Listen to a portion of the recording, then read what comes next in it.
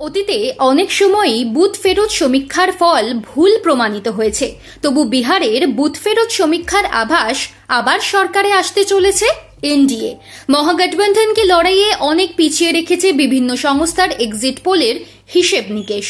বিহারের বিধানসভা নির্বাচনে জয়ের ইঙ্গিত দেখে পশ্চিমবঙ্গেও ভালো ফলের বিষয়ে আশাবাদী এখানকার বিজেপি নেতৃত্ব।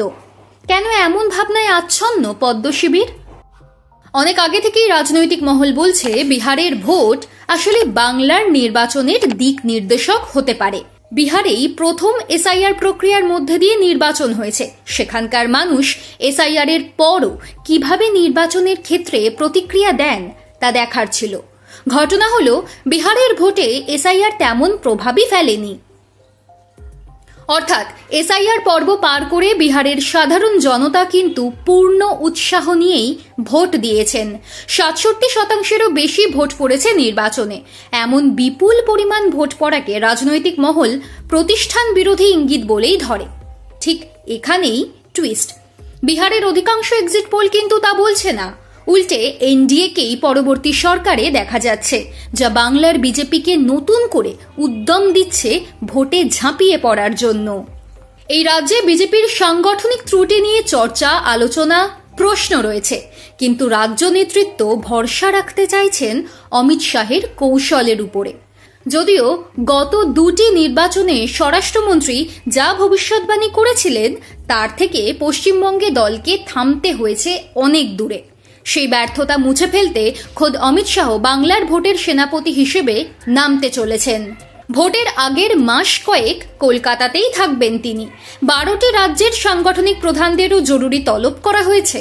নিজেদের অভিজ্ঞতা দিয়ে বাংলার ভোটকে তাঁরা উতরে দেবেন। যদিও এ নিয়ে বিরোধী শিবির থেকে টুকরো মন্তব্য যে নেই তা বলা যাবে না।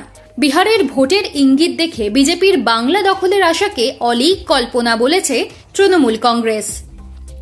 পশ্চিমবঙ্গে বিজেপি নেতৃত্বের একাংশ বলছেন বিহারের ফলের প্রভাব এখানেও পড়তে পারে।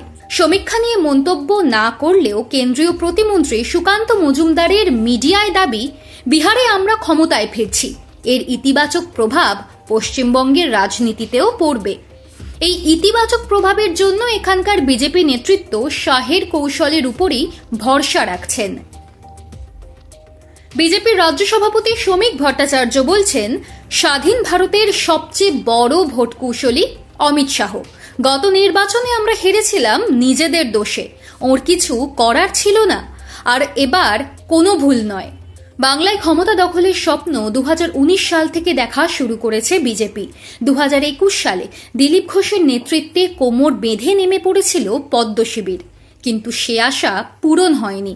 পশ্চিমবঙ্গে গত বিধানসভা ভোটে 200টিরও বেশি এবং লোকসভা ভোটে 35টি আসন দল জিতবে বলে অমিত শাহ দাবি করলেও বাস্তবে যথাক্রমে 77টি ও 12টি আসন জিতেছিল বিজেপি। এই সূত্র ধরেই তৃণমূলের রাজ্য সাধারণ সম্পাদক কুণাল ঘোষের মন্তব্য, গামছাড়াও মাঝে মাঝে ধোপাবাড়ি যেতে ইচ্ছে করে। পশ্চিমবঙ্গে বিজেপি বিরোধী দলের মর্যাদা হারাবে। ভিন রাজ্যের নেতা এ রাজ্যে এনে কি বাংলার ভোটে জয় সম্ভব? এ নিয়ে কিন্তু ভিন্ন মত রয়েছে। রাজনৈতিক মহল বলছে, বাংলার ভূগোল ইতিহাস অন্যরকম। মানুষের মন থেকে ভোটের সমীকরণ অন্য রাজ্যের সঙ্গে মেলে না। ভিন রাজ্যের নেতারা দ্রুত তা বুঝতে না পারলে ভোটের অঙ্ক সাজাবেন কি করে? অন্য আর একটা আশঙ্কাও থেকে যাচ্ছে, কর্মীর থেকে নেতা বেশি হলে সমস্যা বাড়বে না তো?